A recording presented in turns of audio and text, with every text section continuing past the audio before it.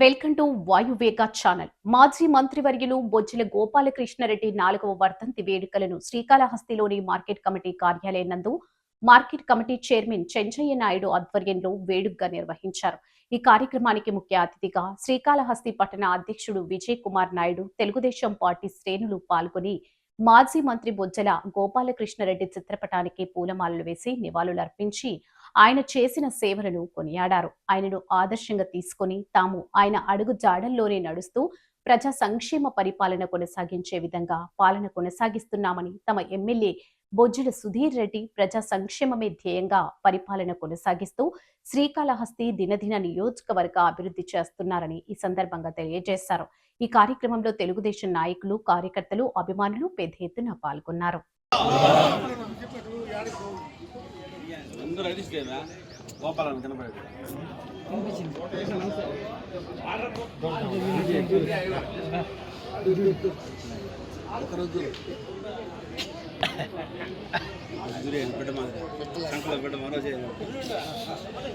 okay